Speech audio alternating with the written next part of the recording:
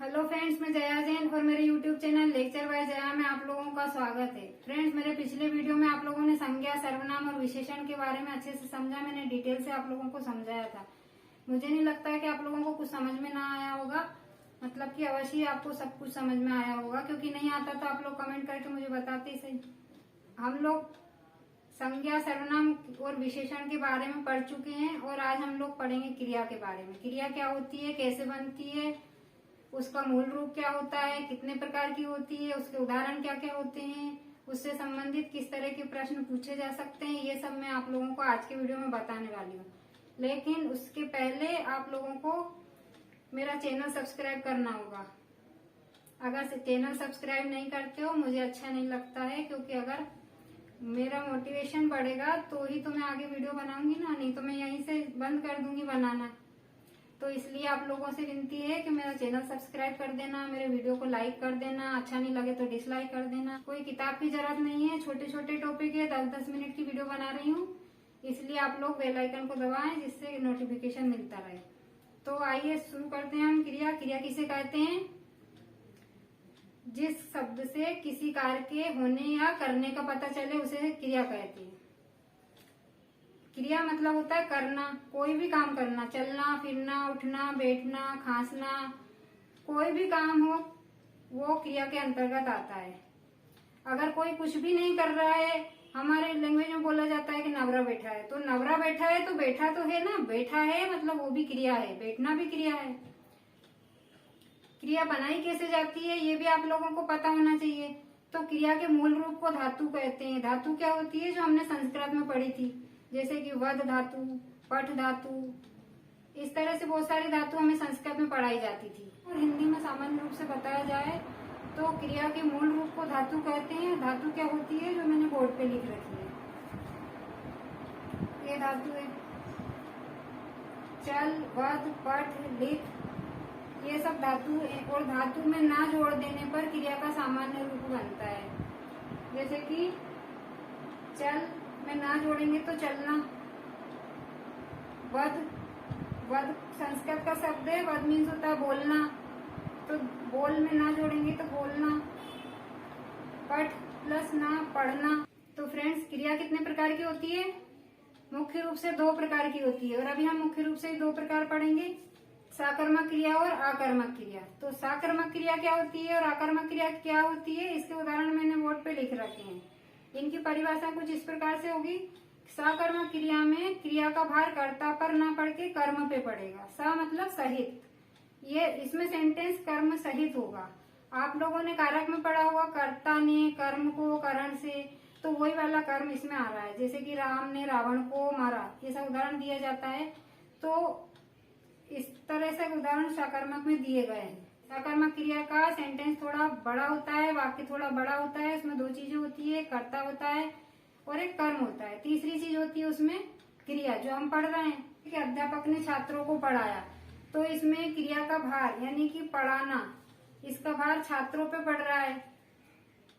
इसी तरह से अगला उदाहरण है, गाय ने बकरी को सींग मारा, तो गाय करता है, बकरी कर्म है और मारना क्रिया है। तो क्रिया का भार किस पे पड़ रहा है, बकरी पे पड़ रहा है। साकर्मक क्रिया में क्रिया का भार कर्म पे पड़ता है। सा कर्म यानी कि कर्म सहित वाले सेंटेंस होंगे। आप सिर्फ इतना सा याद रख लेना, एक सरल तरीका बता रही हूँ, ट्रिक्स बता रही हूँ आपको साकर्मक और आकर्मक याद करने की। कि साकर्मक में सा लगा है यानी कि कर्म सहित होगा, आकर्मक में आ लगा है, आ मीन्स होता है रहित, तो आकर्मक में कर्म रहित सेंटेंस होगा।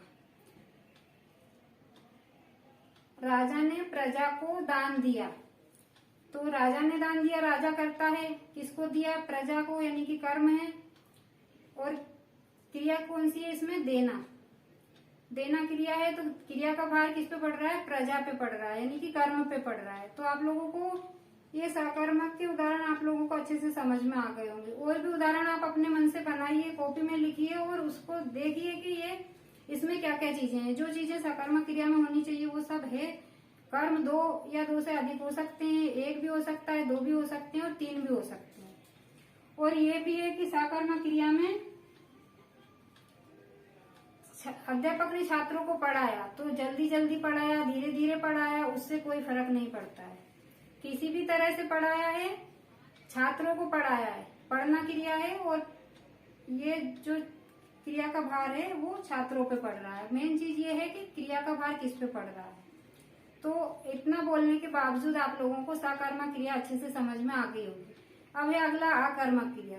तो मैंने सकर्मक के साथ में आपको आकर्मक भी थोड़ा सा बताया है। आकर्मक क्रिया क्या होती है? जिसमें क्रिया का भार कर्ता पे पड़ता है, कर्म होता नहीं है उसमें, डायरेक्ट क्रिया का भार कर्ता पे पड़ता है। जैसे अध्यापक ने पढ़ाया, इसमें भी है कि अध्यापक ने छात्रों को पढ़ाया, ये बड़ा सेंटेंस है, इसमें एक कर्म भी दिया गया है। और आकर्मक क्रिया में ये दिया गया है कि अध्यापक ने पढ़ाया। अब पढ़ाया अध्यापक ने है तो भार अध्यापक पे पड़ेगा। छोटा वाक्य होगा। आकर्मक क्रिया के उदाहरणों में अगर पूछा जाएगा तो इस तरह से उदाहरण दिए जाएंगे और पूछा जाएगा कि यह सकर्मक है या आकर्मक। तो आप लोगों को अच्छे से समझ लेना है कि आकर्मक क्रिया में कर्म रहित वाक्य होगा, क्योंकि कर्म पर भार पड़ना ही नहीं है तो कर्म को देना ही क्यों है। जैसे कि गाय ने बकरी को मारा, इसमें उदाहरण दिया था, इसमें दिया है कि गाय ने मारा, तो मारना क्रिया है, क्रिया का भार पड़ रहा है गाय पे। राजा ने दान दिया, देना क्रिया है, राजा ने दिया तो कर्ता पे भार पड़ रहा है। तो आकर्मक क्रिया में क्रिया का भार कर्ता पे पड़ता है। भार मीन्स वजन। जो भी समझोगे आप, जिस तरह से भी समझो कि आकर्मक क्रिया में एक छोटा वाक्य होगा जिसमें एक कर्ता होगा, एक क्रिया होगी। तो ये तो हुए सकर्मक और आकर्मक क्रिया। अब क्रिया के दूसरे अगर देखे जाएं तो 6 रूप और भी होते हैं। तो वो 6 रूप कौन कौन से होते हैं वो मैं आप लोगों को बताने वाली हूँ। संयुक्त क्रिया, नाम धातु क्रिया, प्रेरणार्थक क्रिया, पूर्वकालिक क्रिया, द्विकर्मक क्रिया और सहायक क्रिया। तो इनमें से कुछ के नाम आपने सुने होंगे, लेकिन इनके बारे में आप लोगों को पता नहीं है, वो मैं आप लोगों को बताने वाली हूँ। तो संयुक्त क्रिया किसे कहते हैं? जहाँ 2 या 2 से अधिक क्रियाओं से मिलकर जो क्रिया पूर्ण होती है उसे संयुक्त क्रिया कहते हैं। जैसे कि वह खाना खा चुका, तो खाना और चूकना ये 2 क्रियाओं से मिलकर एक क्रिया पूरी हुई है, तो वो संयुक्त क्रिया कहलाएगी। जैसे कि वह जाकर बैठ गया, तो जाना और बैठ गया, इसमें 2 संयुक्त क्रियाएं हैं, 2 क्रियाएं हैं, मतलब संयुक्त क्रिया आप लोगों को आसानी से समझ में आएगी जहाँ 2 क्रियाएं बताई जा रही है। वे क्रियाएं जो संज्ञा और विशेषण से मिलकर बनती हों वो नाम धातु क्रियाएं कहलाती है।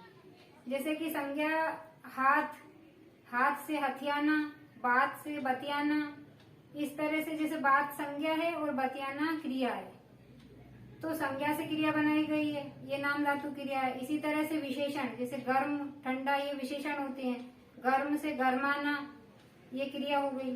तो जो क्रियाएं विशेषण या फिर संज्ञा से बनाई गई हूँ वो क्रियाएं नाम धातु क्रियाएं कहलाती है। अगला है प्रेरणार्थक क्रिया। प्रेरणार्थक क्रिया वो जिसमें काम खुद ना करके किसी और को करने को बोलना, प्रेरणा देना। प्रेरणार्थक क्रिया वो होगी जिसमें कर्ता उन क्रिया को खुद ना करके किसी और से करने को बोल रहा हो, तो वो प्रेरणार्थक क्रिया कहलाती है। जैसे कि लिखना से लिखवाना, एक लिखना खुद क्रिया है लेकिन लिखवाना। पढ़ना क्रिया है, पढ़ना से पढ़वाना। पढ़वाना या बोला जा रहा है मतलब किसी को प्रेरणा दी जा रही है, तो ये प्रेरणार्थक क्रिया के उदाहरण होंगे। जैसे कि सीखना, सिखवाना, चलना, चलवाना, इसी तरह से अन्य क्रियाएं भी बनाई जा सकती है। और फिर अगला है पूर्वकालिक क्रिया। तो पूर्वकालिक क्रिया वो होगी जिसमें कुछ किसी भी क्रिया के पहले कुछ और भी क्रिया होना बताया जा रहा हो, तो वो पूर्वकालिक क्रिया कहलाएगी। वह खाना खाकर सो गया, ये पूर्वकालिक क्रिया का उदाहरण है। वह खाना खाकर सो गया यानी कि उसने पहले खाना खाया फिर सोया, ये सोना क्रिया है और मुख्य रूप से उसने काम किया है सोने का, लेकिन कब किया है? खाना खाने के बाद। तो जो उसने किया है वो उसके पहले उसने कुछ और भी किया है। तो पूर्वकालिक क्रिया मतलब यही होगा कि जिस क्रिया के पहले किसी और भी क्रिया का होना बताया जा रहा हो वो पूर्वकालिक क्रिया है। इसका अगला उदाहरण है वह पाठ पढ़कर बोली। तो बोलना क्रिया है और पढ़ना भी क्रिया है। तो वो कब बोली? पाठ पढ़ने के बाद, यानी कि उसने अपनी क्रिया करने के पहले भी कुछ किया था। तो पूर्वकालिक क्रिया नाम से पता चल रहा है कि क्रिया के पहले कुछ और भी क्रिया होना। अगला है द्विकर्मक क्रिया। जिस अध्यापक ने छात्र को हिंदी पढ़ाई, तो इसमें छात्र और हिंदी दो कर्म है। इसी तरह से श्याम ने राम को थप्पड़ मारा, राम और थप्पड़ ये दो कर्म है। तो जिस सेंटेंस में दो कर्म बताए जाएंगे वो द्विकर्मक कहलाएगी। और कर्म पे बार पड़ रहा है, सकर्मक है, सही है। जो भी सेंटेंस द्विकर्मक होगा वो सकर्मक होगा ही होगा, क्योंकि कर्म सहित होगा। अब एक कर्म सहित है या दो कर्म सहित है, दोनों हो सकते हैं और एक भी हो सकता है। और द्विकर्मक में दो कर्म होते हैं, सकर्मक में एक भी हो सकता है, लेकिन द्विकर्मक क्रिया में दो कर्म होना जरूरी है। नाम से ही पता चलता है कि दो कर्म होना जरूरी है। जैसे अभी मैंने आपको उदाहरण बताया कि श्याम ने राम को थप्पड़ मारा, तो उस पूरे वाक्य में दो कर्म है, एक कर्ता है, एक क्रिया है ना। और अगला है सहायक क्रिया। तो सहायक क्रिया कौन सी होती है? सहायक क्रिया मुख्य क्रिया के साथ प्रयुक्त होकर अर्थ को पूर्ण और स्पष्ट बनाती है, वो सहायक क्रिया होती है। तो सहायक क्रिया के उदाहरण कौन से होंगे? मैं घर जाता हूँ, इसमें जाना क्रिया है। और सहायक क्रिया कौन सी है इसमें? हूँ। मैं घर जाता हूँ, अगर हूँ नहीं लगाया जाएगा तो मैं घर जाता अधूरा वाक्य होगा। अधूरा वाक्य कोई मतलब वाला नहीं है। तो सहायक क्रिया कौन सी होगी? जो वाक्य को पूर्ण बनाएगी, अर्थ को पूरा स्पष्ट करेगी, वो सहायक क्रिया होगी। सहायक क्रिया का बहुत महत्व होता है। बोलने में छोटी दिख रही है और लास्ट में इसका नंबर आया है, लेकिन इसको फर्स्ट में रखना चाहिए। अगर सहायक क्रिया नहीं होगी तो वो सारे वाक्य अधूरे होंगे और उन वाक्य का कोई मतलब नहीं होगा। तो सहायक क्रिया कौन सी होगी? जो मुख्य क्रिया के साथ प्रयुक्त होकर वाक्य को पूर्ण और अर्थमय बनाएगी, वो सहायक क्रिया होगी। हे, हूँ, ये जो लास्ट में लग रहे हैं वो सहायक क्रिया के अंतर्गत आते हैं। तो क्रिया में कभी तो कर्ता की प्रधानता होती है, कभी कर्म की प्रधानता होती है और कभी भाव की प्रधानता होती है। तो उसी तरह से इसे वाच्य के अंतर्गत बोला जाता है। तो जहाँ कर्ता की प्रधानता होती है वहाँ कृतवाच्य, जहाँ कर्म की प्रधानता होती है वहाँ कर्मवाच्य, और जहाँ भाव की प्रधानता होती है वहाँ भाववाच्य क्रिया कहलाती है।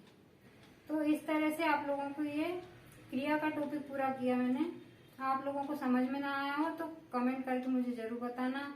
वैसे तो इतना ज्यादा कठिन भी नहीं है, बस सिर्फ थोड़ा सा याद रखना पड़ता है, थोड़ा सा समझना पड़ता है। अगर वीडियो को 2-3 बार देख लोगे तो कहीं नहीं अटकोगे, अच्छा पक्का याद हो जाएगा।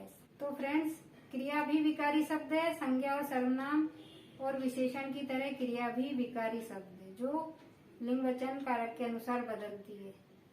और क्रिया के मूल रूप को धातु कहते हैं। क्रिया दो प्रकार की होती है, मुख्य रूप से सकर्मक और अकर्मक। और सामान्यतः क्रिया 6 प्रकार की होती है जो बोर्ड पे लिखी गई है। इसके उदाहरण भी मैंने आप लोगों को बताए हैं, और भी उदाहरण आप लोग उसी से रिलेटेड जैसे मैंने बताए हैं वैसे ही और कई उदाहरण बना बना के आप कॉपी पे लिखना। ये आपका होमवर्क होगा और ये आपको याद करने का तरीका भी होगा। जैसे कि सकर्मक के आपने 10 उदाहरण लिख लिए तो आप लोग को कभी भी भूलने का ऐसा नहीं रहेगा कि आप इसको भूलोगे, मतलब कि लाइफ टाइम आपको ये चीज याद हो जाएगी। तो कुछ उदाहरण अपने आप से बनाना, जैसे मैंने बताए वैसे ही, तो आप लोगों को और अच्छे से याद हो जाएगा। तो मेरा वीडियो अच्छा लगे तो लाइक कर देना और चैनल को सब्सक्राइब कर देना। बार बार कहने की जरूरत ना पड़े, मेरे ज्यादा से ज्यादा सब्सक्राइबर बढ़ जाएं, यही मैं चाहती हूँ। और अगर ऐसा होता है तो मैं और अच्छे वीडियो आप लोगों को बना के लेकर आऊंगी। तो थैंक यू फ्रेंड्स।